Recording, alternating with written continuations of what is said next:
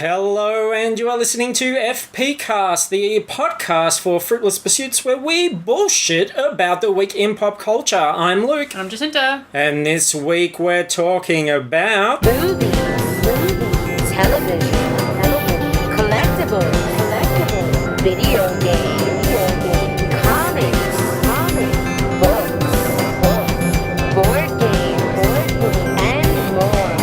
See, I was trying to think of something else, like And just saying split. Yeah, like I was thinking like twin poles, and then I was thinking like acrobatic movements, and I just couldn't get something zingy. So this is what you're getting. Sorry, guys. I was thinking about Australia Day. I was picturing a bogan in his stubbies on the beach going, "Show us your split, love," to some innocent person walking Literally past. no one says that. But what about like the country split bread? A bit of slice of country split and put a bloody sanger in there. I remember that ad now. The "Give us a bit of your old country split."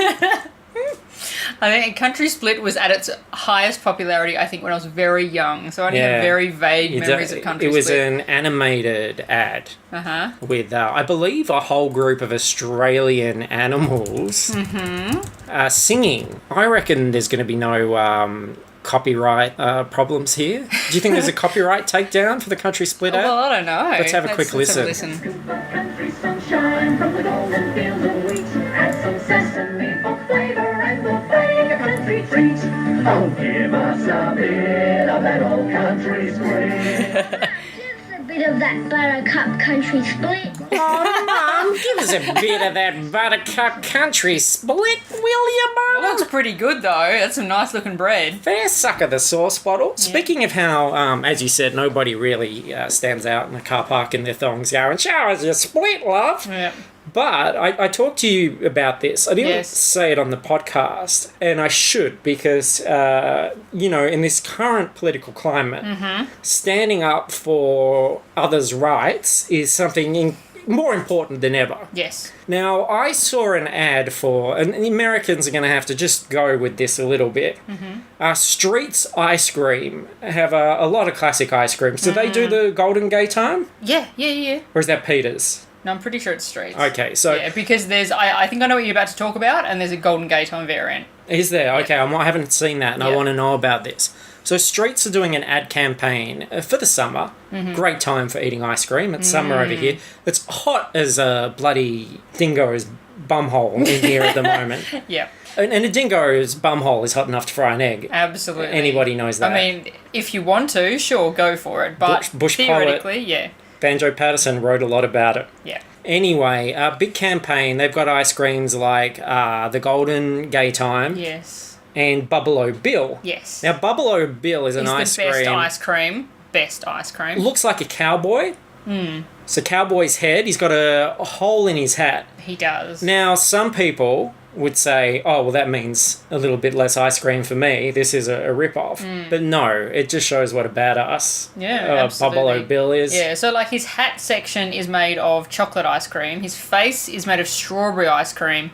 And I don't know what the yellow bits. I don't think they're like banana ice cream or something. Maybe like caramel or something. And then the back of him is completely covered in chocolate. Yeah. And he's delicious. And his nose is bubblegum. That's why he's called Bubble-O Bill. Gumball for a nose. Yes. Now, I've suggested in the past that they maybe mash up, because everybody loves a mash up. Mash up the Bubble-O Bill and the Golden Gay Time. Gay old Bill. Yeah. He's got a beard made out of Golden Gay Time. Do you know that limited edition, I think it's only in Sydney for some reason, fuck Sydney, but the Golden Gate Streets are letting you buy Golden Gay Time crumbs. So you could have your ice cream and you could crumb it in the Golden Gay Time. And they're doing limited edition flavours of it as well. I like the sound of this a lot. And this is relevant. It was Australia Day during the week. And yes, we haven't planned a special Australia Day episode, but look, one is happening around us already. Yeah, accidentally. Anyway, a bus goes by and I see Bill on the side.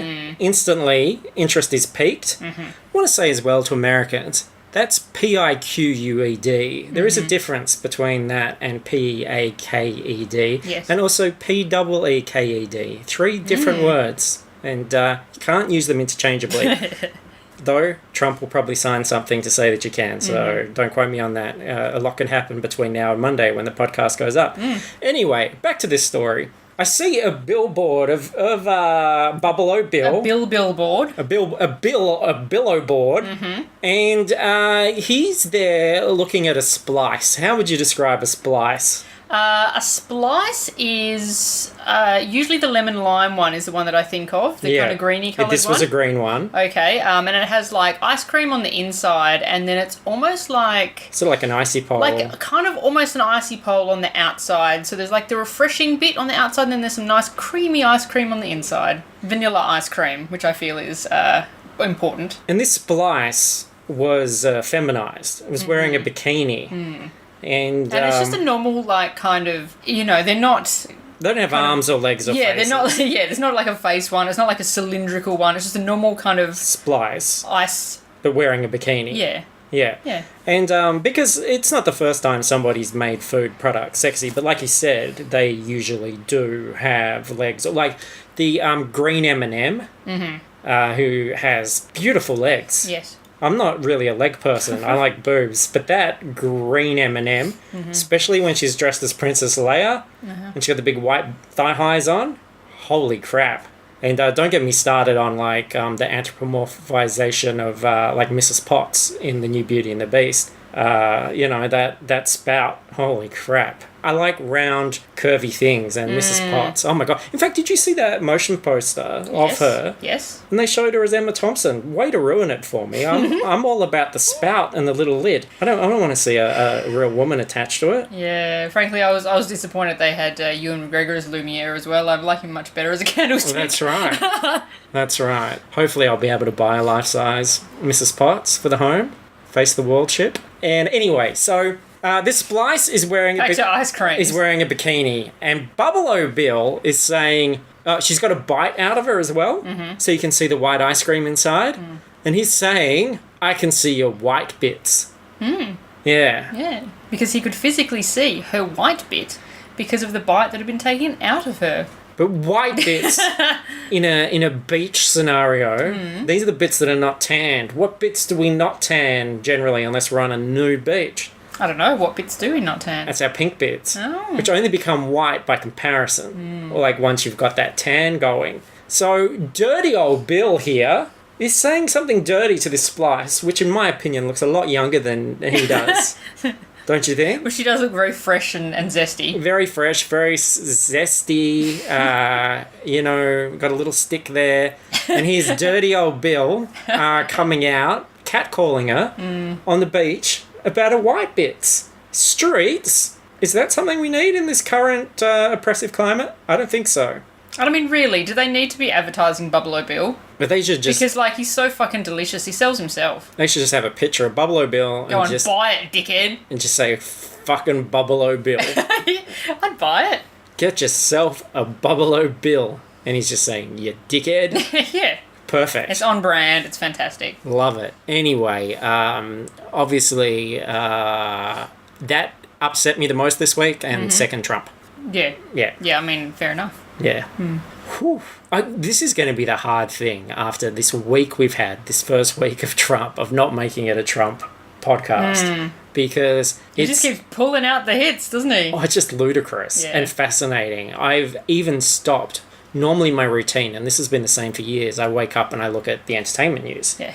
And now I look at Trump and I look at his Twitter and I know that there's going to be something that just knocks me for a loop. And he never disappoints. There's always something. So there is a sort of political, sort of entertaining thing that ties all together here. And this is Shia Labeouf's? Labeouf? Yeah. Shia Labeouf's art project, which is called... With a couple of other guys who I can't remember their names. Luke Tucker, and I can't remember the other one. Yeah. But they've set up a live camera. You'll have heard about this in the news. It's been up for a week now since the inauguration, but there's a camera sending out a live feed 24 hours a day. It's on the side of the Museum of Modern Art in New York. Moving Image. Yeah. The Museum of the Moving Image in New York.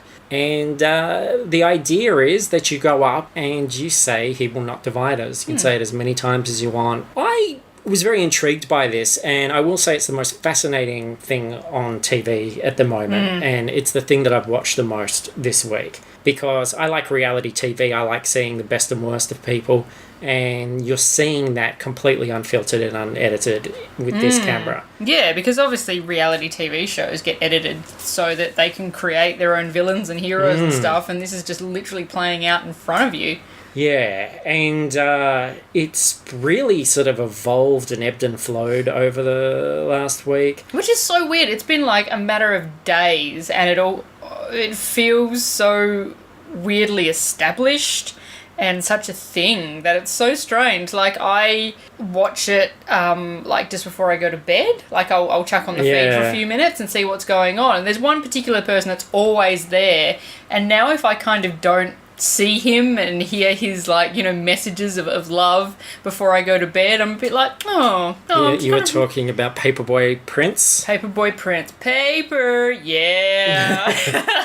That's the thing. I love that guy. At first, when he popped up and he's wearing these crazy clothes and he's shaking his tambourine, he's singing and dancing, I'm like, who the fuck is this attention whore? But now I fucking love him. I love that guy. The show definitely has its own cast of characters, like Jackie 4chan. He's a little Asian kid who's like on the side of Trump, but doesn't really want to say that he's on the side of Trump. He just wants to be on the side of whoever's like most represented there at the time. And I find it fascinating too. I think when I first checked it out, I thought the idea was... Because I think, obviously, Museum of a Moving Image, there's resources and funding put towards this. I think the goal is to have, at the end of the 4 years... Because, by the way, this is running for 4 years. I feel like the goal is to have a documentary or something at the end of it. So my impression was that might compromise of lots of different people from lots of different walks of life coming up and saying, he will not divide us. And the very first things I saw were soul people just sort of coming up by themselves, standing there, saying, he will not divide us, maybe saying a couple of words and then moving on.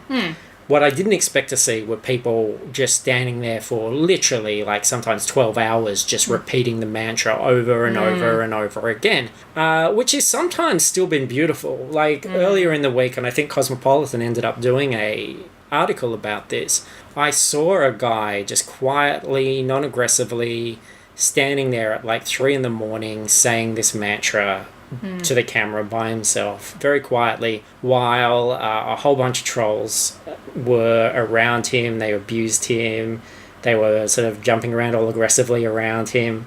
They were playing Nazi music and stuff, and he just stayed. And I actually felt like really sort of sick in the stomach for him. Like, I was worried for him. And then suddenly this girl comes out of nowhere and says, I was in bed, I was watching this, you're really vigilant. She hugs him and then stands there with him, and they both say it, ignoring the people around. And it's just been fascinating. I haven't been able to help sort of get into some minor battles on Twitter. Sorry, I was using the Fruitless Pursuits Twitter to do this. I'm far less bothered about you using the Fruitless Pursuits Twitter to shut down Nazis than be mean to Kevin Smith. Well, it's a fine line. But yeah, it's weird to me because we don't have a stake so much. Like, you can see how divided things are, that people really are going... Like, I follow the Twitter at the same time, and there's so much hate on there, and so much labelling of, like, you were Trump idiots, or you were just libtards, or all this sort of stuff, which has nothing to do with, like, who the people are. And every time, like, I jump into the fray to say something, there's this American impulse to say, well, you're a liberal, or you're this, or you're that. And it's like, well, no... You guys can fucking eat each other, and we're here in Perth, and we'll probably be okay. It's just fascinating for me to watch it all happen, and I am amazed at how brazen people are with coming out there and playing like really racist music or saying really racist things. And they got Paper's phone number from somewhere, and people were just ringing him constantly on the feed, and he would put it on speaker. And they'd just be yelling, like, racist stuff and doing, like, peppy and all that sort of shit. And he's just like, where do you get my phone number from? I understand that there's this, like... Basically, it's full of a lot of lost children. Like, you see the people come out, and they are the awkward internet-y people. I think I did a tweet about it. It reminds me of those awkward guys that have the free hug signs Yes, yeah. Comic-Con that sort of stand around and they don't really interact with people, and because you're seeing like the trolling, and a lot of them are saying that, okay, well, the racist stuff is satirical or whatever, but this is going to be a public record forever.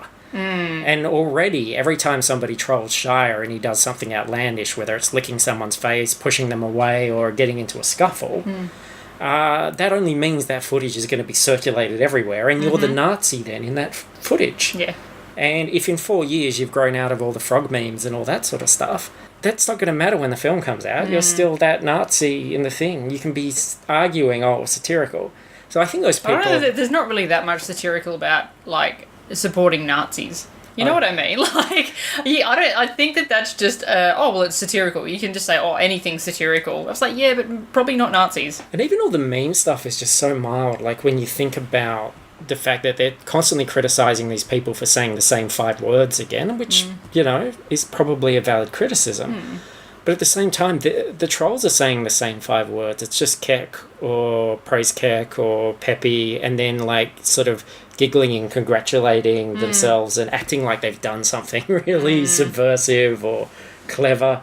Or even the people not doing their memeing, but like there was a guy I was watching today before we went and saw the film who was holding up a phone that said "fuck celebrities," and he held it up for a couple of seconds at the camera, and then he like went back to his friends and he was showing them his phone and he was giggling and he was just acting like he'd done something like really crazy and out there, and you're like, wow, if that's the highlight for you of you being anti-establishment and really like blowing our minds, it's like that's pretty sad. Or the Twitter followers that are like seeing the Nazi guys just standing around at 4 a.m, because they always come out at night. Yes. In the early, they hardly ever there when Shia's there because he will shut them down. And people are going, oh wow, this looks so cool, I wish I was there with these guys look so much fun, and you're thinking, yeah, you've got a really sheltered life. And I think that, as I said, I think most of them will grow out of it. I think that's, you see them, they're kids, and I think you will grow out of it. And if you don't grow out of this stuff within 4 years, then you're just as fucked anyway. But the problem is, it's on record, it's going to be passed around and seen forever. And I mean, there's no real shock that a lot of them, like a lot of the pro-Trump and pro-Peppy and whatever the fuck else they're on about, have their faces covered. And it's like, well, if you're so proud of what you're saying, like, don't cover your face, I just like to imagine them at home, like going, you can imagine their adrenaline must be running and they're looking around like, Mom, where's my black whatever it is? And they're putting on their mask, they're looking in the mirror and thinking, oh yeah, this is going to blow people's minds. They go out there at 4 a.m. Mom, where's my backpack? They get their big chance, they stand in front of the camera and they go, praise Kirk. And then they go, yeah, that showed them. And I mean, look, don't get me wrong, there's been some fucking crazy ass people on the liberal side as well. And people losing their temper and all that sort of stuff. As I said, it's not... We don't have to pick a side because it's not going to... Well, we're not on the Nazi side, put it that way. Well, yeah, obviously. That should go without saying. But, that we're not on the Nazi side. But neither is Shia. He's like the son of Indiana Jones. Of course he's going to punch Nazis. We had a big Twitter referendum recently that established that it's very American to punch Nazis. Yeah, Captain America does it, Indy does it, it's fine. So, yeah, but it's just crazy to me how brazen people are, and... I'm really, really fucking glad that I'm not in America at the moment, because it's pretty gross, to be honest. Yeah, and the feed's really interesting because, like, it's been going a week, right? And there's already these established characters and all this crazy stuff going on. Like, I want to know how it's going to evolve. Like, in a year's time, how different will it be? Is it going to become a community meeting place? Is it just going to get worse? What's it going to be like after 4 years? I'm very fascinated by this whole thing.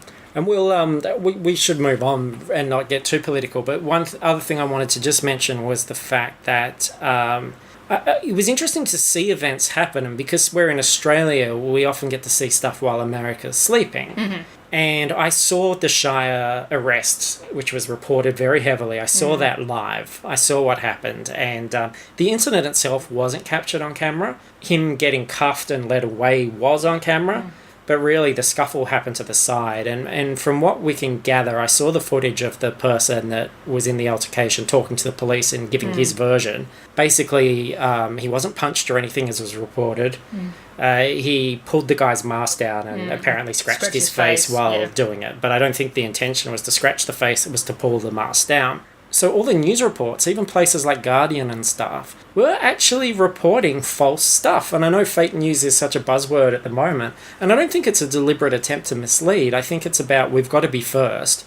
We'll go with whatever information, and it's usually unconfirmed stuff from Twitter. So they were actually showing footage of an altercation that Shia had with a guy talking about Hitler a couple of days before and saying he was arrested because of this. Whereas one that happened in the day and he'd just been arrested at night. I think, they do it because they want to get first. They put it up there and then it gets all the hits. And then when they do have the verified information or more information, you get a second round of doing the story and getting more hits and stuff. But I found that a few times in the past where if it's something that I was sort of saw or was very aware of, and then you see the initial news reports at least, you realise, no, they don't know what happened and they're not very good at actually finding out what happened in a hurry. So I thought that was interesting, especially when people were all saying, like, I watched that incident and Shia was back from the police about 90 minutes later. He turned back on the screen, he hugged paper, and then he went home to bed. And people were saying, oh, he's in jail and the whole thing is going to get shut down. And they were even saying that the next morning when he was back on the stream, saying he was in jail. And it's like, well, go to the site. He's there. The site, by the way, is hewillnotdivide.us, which shouldn't be hard to Google anyway. Check it out because you never know what you're going to see. You're going to see something that's just soul-crushing or really inspiring or funny or ugly. And I imagine we'll be talking about it every so often because... and I would be shocked if Paper didn't end up on the Ellen show within the next couple of months. He's that guy. Some characters are going to come out. Yeah. But I think it's really fascinating. I was going to... it's funny. I was going to post something about it on our Facebook thing and say, people check this out because we'll be talking about it and give people a chance to see it. But every time I was going to do that, I would look at what was currently on stream and think, is this is this indicative of what... Yeah. And it's not. You don't know what you're going to get. You might get a whole bunch of people just chanting the same thing, jumping up and down for 5 hours.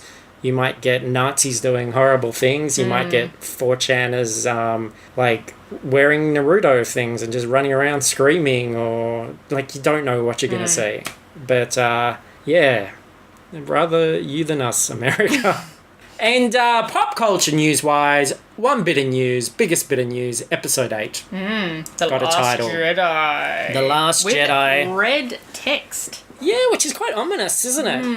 Not yellow, not white, but red. The Last Jedi, the speculation on who that might be. Of course, the plural of Jedi is Jedi, so could be Luke and Rey. Yeah. Oh, yeah. I mean, I read it. My first thought went Luke. I think straight it's away. Rey. It's got to be Rey. Yeah. Because, Mark Hamill's not going to be doing this forever. Somebody has to be the next Jedi, and that's got to be Rey, right? But I said a thing during the week that what if Luke is the last Jedi, and then when Rey is trained up, they starts a different movement that they don't call Jedi.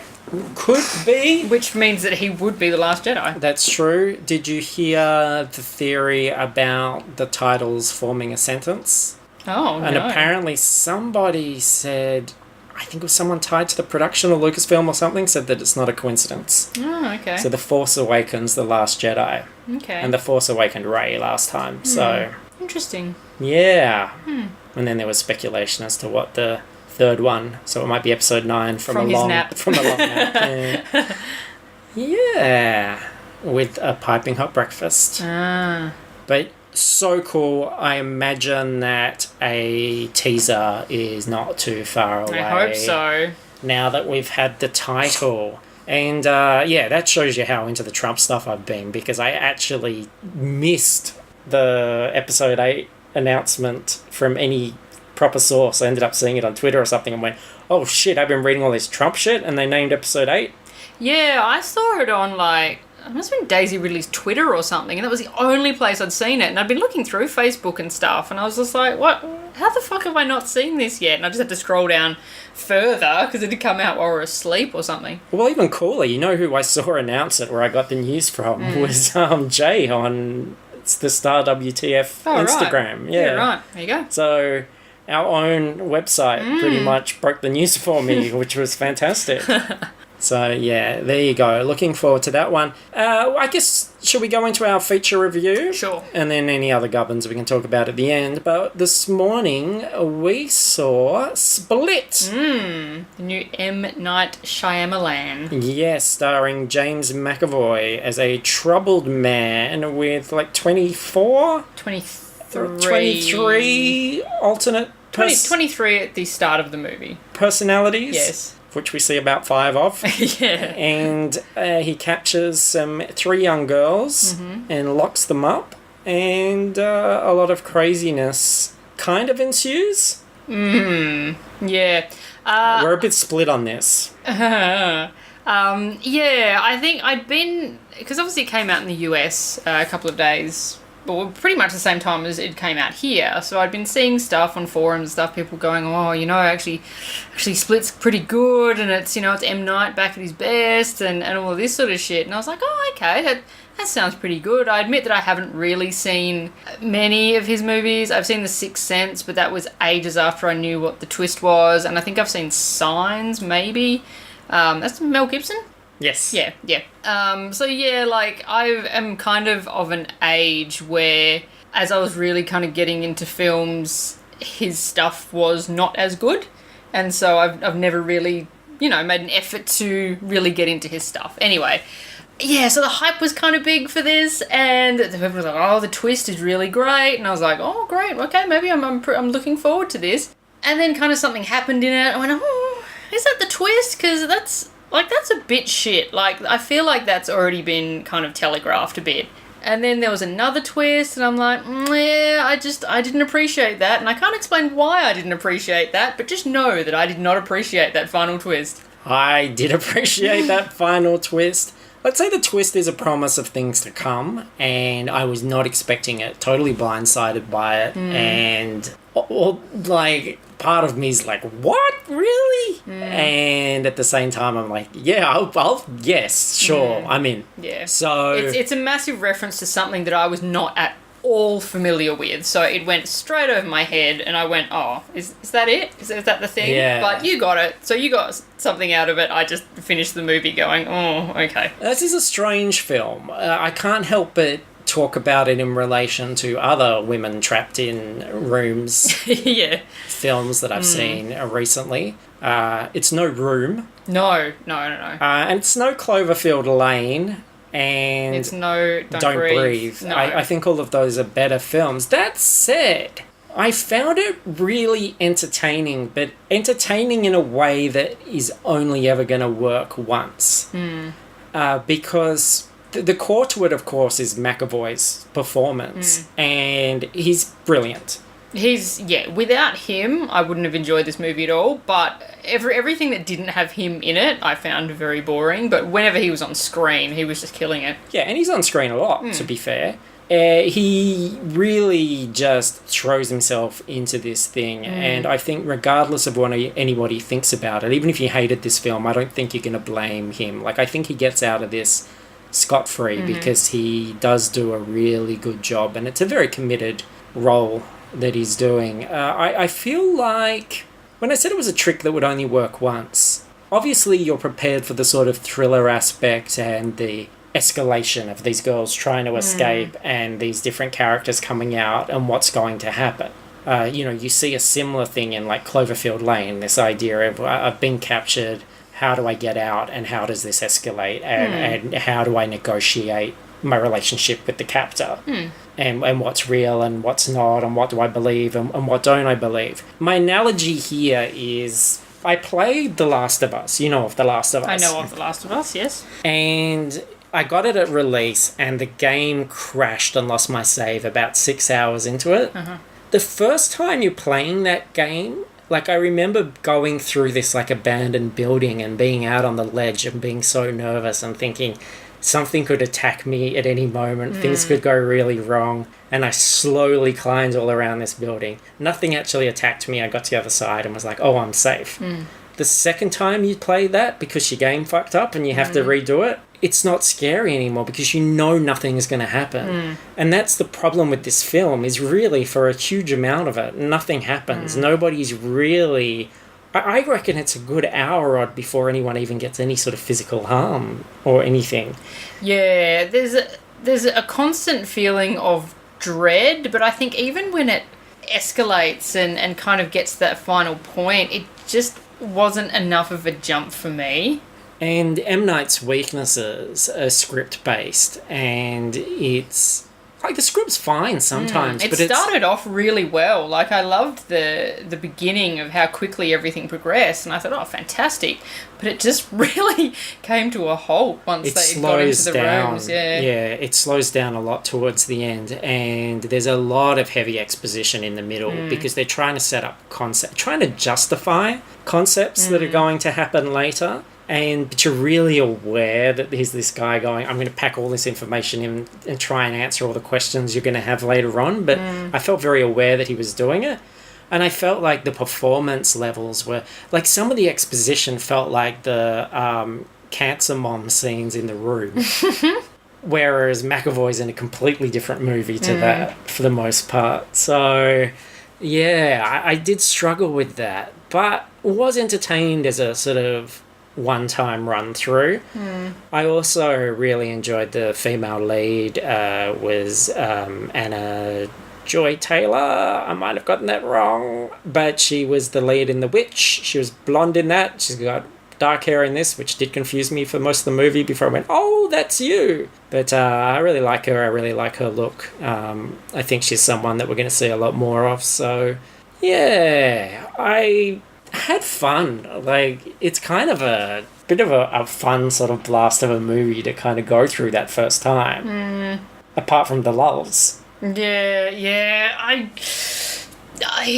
don't know. Like, I feel like it just... Yeah, I get even like with something like Cloverfield Lane or Don't Breathe, like, it was just so much more. Like, the tension was more, and all the, you know, the jump scares and the kind of horror elements were more and more and more and more, and this just felt like just a diet version of one of those movies. And, like, I've seen those movies, I don't need to watch a scaled back version of those movies. No, you're 100% right, because I think what this film does wrong is it doesn't have the constant power shifts that those other films had, which kept you guessing. Yeah, and you were, like, more invested in the characters as well, because you felt like you were part of their peril. And this, it was just, I didn't really care about the girls that much. And I don't know if they did a huge amount either, to be fair. No, they didn't. Alright, you're right, fuck this thing. What are you giving it? I'm going to give it 3 stars. We go out of 5. I just think 2.5 is my medium. It's a 2.5 to a 3. But I think that McAvoy's performance and the fun that I had watching that also sort of...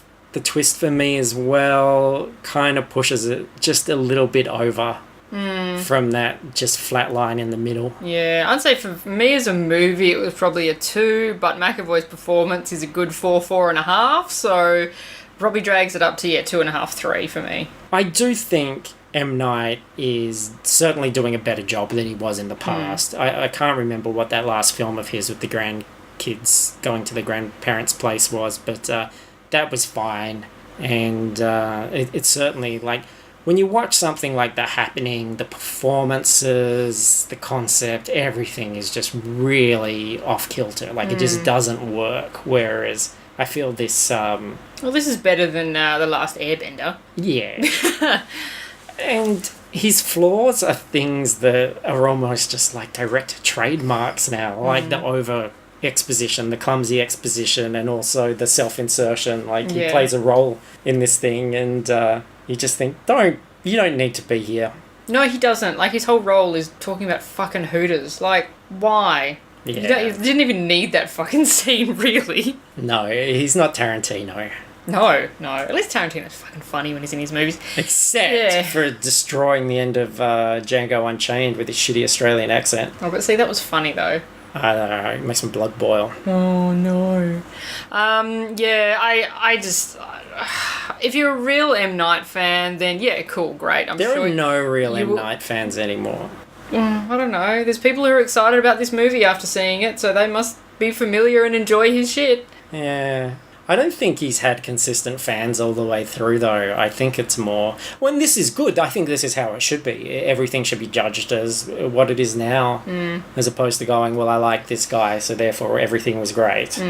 I think, because you can't... I mean, you're younger than I am. I don't know if you felt the impact as much, but the impact of Sixth Sense and then the follow-up of Unbreakable was pretty massive at the time. No, but...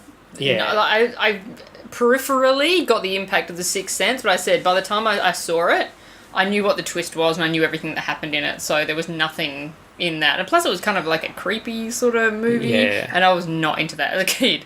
It was not into that diminishing now. returns kind of from after Signs. I think Signs was the thing where the seams were starting to show, but still had its effective moments. And then after that, it just sort of gets I can't really more and remember more anything indulgent. about it. It's like Mel Gibson, there was like a cornfield or some kind of field or something. And aliens and baseball bats and water. Oh, yeah, okay. Now I remember. And, I think I was getting it mixed up with like, what's the Jodie Foster movie? Is that Contact? I was getting it mixed up with that. Yeah, anyway. Yeah, and the wife that was pinned to the tree by the car. I don't remember that bit. I remember that quite vividly because it was nasty and it made me feel sad. So there you go. Split.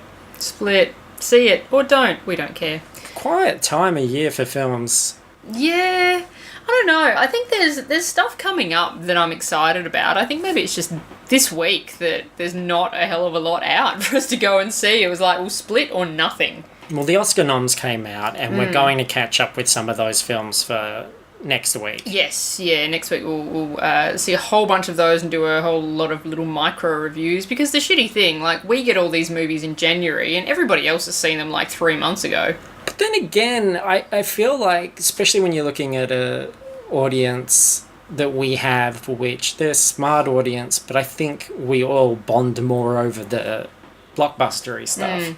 Probably aren't, with their schedules and everything, going to see everything. So if you're looking at those 8 movies like Moonlight and Manchester by the Sea and stuff and thinking, I'm not the person that's going to go and see all that, it's sometimes nice to just know, well, which one, if I have to see one or two, which is the one that's going to appeal to me? Like, what's the one that I should go and see? So, yeah. The only really puzzling thing about the Oscar nominations for me, obviously, is the how they ignored Deadpool. That was so awful. But I know, no Best Picture nom. I know, crazy. Is that in the Best Supporting Actor category, they've got Dev Patel, and in the Golden Globes, he was nominated for Best Actor. Yeah. And look, to be fair, he is kind of only in half the movie. Like, it's half the kid. This isn't in line. It's half the kid and then half Dev Patel. But, like, it's his movie. He's not supporting anyone. It's his movie. I do think they have actual... they have quite strict guidelines. Like, in order for this category, you have to be in this amount. Right. And that would be it. I don't think it's like a, look at the film and go, well, what's this really about? It was just very perplexing. And you can see the need for those kind of rules, because without those sort of rules, The Martian becomes the best comedy of the year. You are right. There you go. Going to be a pretty short one, I think, this week, because we don't have a lot of stuff. Something I do want to mention, though, and this is getting a little bit inside baseball, but I am aiming to lift the podcast game a little bit. I want to revisit the studio setup now that my room is cleanish and we can see the desk. So I did post this on my Facebook and on the Instagram. I got an on-air light. So if there's ever any doubt that we're on air, which we're not actually on air. We're not on air. We're recording. We're recording. But there is a light here. So if a cat walks in or something and wants to cause some shit, which also won't happen because the door's closed, this light is a reminder that they need to be quiet. Magic is being made here in the FP studios. In the FP-atorium. So if you're ever doubting, turn the energy up a bit for this. If you're ever doubting, dear listener, my dedication to the subtle art of podcasting then take a fucking look at that Instagram thing, because I'm putting my money. This sign cost me $12.95. And it's USB, it's battery powered, it's great. Got it from JB Hi-Fi. Sounds like a plug. Fuck those guys, because that was phase 1 of the new podcast plan for 2017. Phase 2... I'm so invested in this story. Keep going. This is going to shock people. No, this is good. This is going to get good. Mixing desk. I want a little mixing desk. You know why I want a mixing desk? Not so I can waka, faff around with levels and things like that, but I want to do it for one reason that I think will appeal to both listeners of FPcast and Book Was Better. I want to be able to record live hosts from who aren't here live, co-hosts or guests. So people who ring in on Skype. Via Skype. Yeah, okay. So someone in America, instead of doing all the fucking faffing around stuff, they can just call me on Skype. I'll sit here with my little desk, I'll adjust the things, I'll do all the tricks of the trade, and I'll make sure that we're recording live, one track, edited, bam, done. So what that means is potential for us to interview people from other countries, other states. Also, it means the guest host for The Book Was Better, I would be able to talk to authors or harass people on Twitter and say, come and do this show, get some really interesting people involved, and just take the show to new levels in 2017.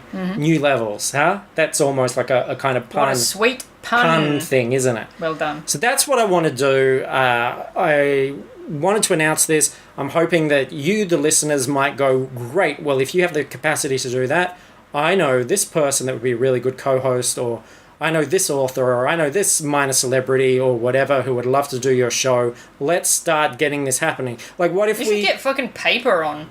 Well, look. Just tweet Paper and go, hey, dude, you want to come talk about, like, fucking Night at the Museum 3? Yeah.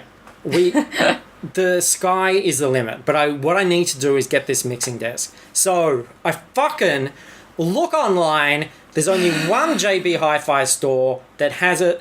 We go out there.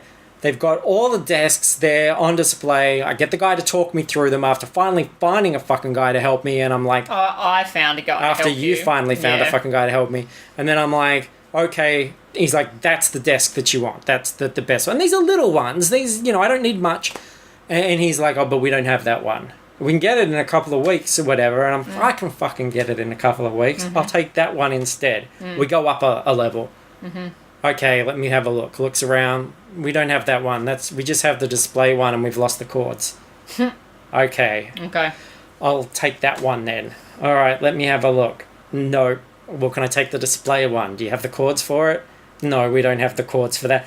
We go through like 4 desks. They don't have any desks. They don't have any of them. So what are they running there? Kind of like, what is that? It's just I'm not here for you looking at dolls. I'm here for you playing with dolls. You know what I mean? Like, is it just a room where you go in and, like, look at stuff, but they don't sell things? But that's what so many of the stores are now, though, because people just go in, ask all the questions, look at the shit, then go and order it online. Yeah, he's like, I'll do a special order for you. But then why did I even go to a fucking store if that is the case? Like, I don't get it. And the people that go, oh, it's so sad what's happening to, like, brick and mortar places and things like that, and people buy online and we've got to support local, and they're like, no, fuck them. What a sham. That's nonsense.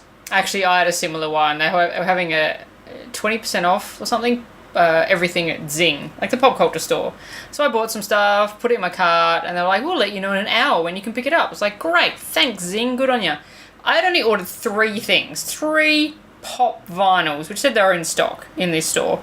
And then an email an hour later going, oh, sorry, we can't find your item, so we'll refund you. And I was like, oh, okay, maybe they couldn't find one of them. No, they couldn't find any of them. And I'm like, really? I think I could probably walk down there and find them myself. That store, so we're talking about EB Games here. They have a pop culture store attached to it in the city. They are fucking shit. They fuck me around all the time as well. And it's not the staff's fault. It's like they're understaffed. They always have a huge queue because they have to do that would you like to pre-order this, or would you like to do this, or would you like me to talk? Do you want a membership? Do you want to sign up for a membership? You have to wait 10 times longer. Because it's people that are very specific about what they want. I'm looking for this pop vinyl, which is an exclusive from this place, and it's flocked, and etc., etc. They then have to fuck around looking at this big pile of them, trying to find the things, and they don't know where it is. And they display their hot toys. They take them out of the wrapping. They put them in the fucking shelf thing. Someone that just like takes it out and puts it there. And then when you buy it, you're buying a fucking display piece, which has already been opened up by someone. And they charge you full price. It's fucking ridiculous. The amount of times as well, I've just stood in line there and then just gone, oh, fuck this, and just put it down and walked out. And then they're like, would you like to pre-order something? Would you like us to order it in for you? No, I'll fucking order it in for me. from another store, from that's somewhere not else. you. So if I have to wait a couple of weeks, I'm not going to... Like, the only advantage to buying from you is to be able to take it right now. Like, and I expect to, like, if you've got it in the window on display, to be able to go... Yes, I would like that hot toy, and you go out the back and hand me a box. Not, all right, well, let's just get 3... They took 3 people to get this Black Widow. This was at Christmas, to get it out and find all the bits and put it in the box and work out how it all went. And it's like, you've pulled it all apart. And I said, you don't take all the pop vinyls out and stuff. Oh, no, if we did that, we'd lose customers. Like, well, you're fucking going to lose customers now. Yeah. The thing with, like, people keeping pop vinyls, like, in their boxes infuriates me. And I think we've spoken about this before, but just, my God. People who think that their fucking $20 plastic toy becomes hideously devalued by taking it out of its box. It costs $20, grow up. And if you want to look at them, like a big pile of them in boxes, just go to go to your EB Games. Or your anything at the moment. Yeah. Toys R Us, JB, everybody's got them. That's the thing. That's what scared me. When we were at Toy Fair last week, and I hear a guy who's selling pop vinyls. And look, I've got a lot of pop vinyls in here. But that's the point. Everybody's got a fucking lot of pop vinyls in there. And he's going to this girl, do you collect them? And she's like, I've got a few. And he's like, oh, that's how it starts. We had like 10, and now we've got 300. And I'm just like, I don't want to be that person. Because there's just billions of houses which have just... They're going to be like... fucking a rat plague at swap meets of the future. Like, they're just going to be everywhere. Beanie Baby. There's going to be landfills of these things. And they're so seductive because they make characters that you just can't get in any other sort of collectible. So you get this big, blank, beady-eyed, staring head version of this character. But then you're like, hang on, what? I mean, I've got ones that I love. But I've also got ones I didn't need to buy, but I got just because I was like, oh, well. Yeah, me too. I like that character. Yeah, I bought Kevin from Ghostbusters. You're a fucking idiot. What the fuck am I going to do with that? Oh, but speaking of other things that I did buy, completely unrelated, you know how we always give shit to Shit Silver? Yes. Shit Silver from the new X-Men movies, Quicksilver, played by, was it Evan Peters? Yeah. Yeah. There's a third, because there's so many companies making like knockoff hot toys now, which is fucking rad because they're so much cheaper. And you get a lot of characters you don't get anywhere and in else. many cases they're just as good. Like the packaging is maybe not quite as good, but the figures themselves are great. It was a company that made a Shit Silver with the silver jacket, the shoes, the Pink Floyd t-shirt, and was delayed because they did the head sculpt and went, it's not quite right, we're going to redo the whole thing. And I got it the start of last week, and it's so fucking cool. Like, it's probably one of my favourite ones that I own because it's like so unique. And I have a Judge Anderson coming from the Dredd movie, the Olivia Thirlby version. Yeah. So nice. That's also a unlicensed one, I think. But I'm looking forward to that. That should be arriving very soon. Unlike my mixing desk, which means that. Yeah, that plan's not going to go ahead just yet. But I am working on it. I'm going to fix it. So if anybody is wondering about the book was better, I feel like maybe I've soul-searched enough. And if I can find a way to increase the reach through expanding the possibilities with guests, I think I'm ready to go back into the fray. But I do want to set up this new equipment first. I do want to get familiar with it. And I do need to find a store that is willing to sell it and not just put it on a table for people to come in and look at. Yeah. The on-air light is fantastic, though. It works great. It does. The off switch works. The on switch works. Do you find it quite inspiring? Do you feel like you're in a very professional place now? Yeah, surrounded by fucking pop vinyls, yeah. There is a row of pop There bottles is, above yeah. it. Yeah. They're all ladies, though. These are all my pop culture ladies that I think are kind of a little bit fancy. Oh, it's your shelf of creepy. Yep. Yeah. Sylvanas, Elizabeth from BioShock. Is it Elizabeth? I don't know.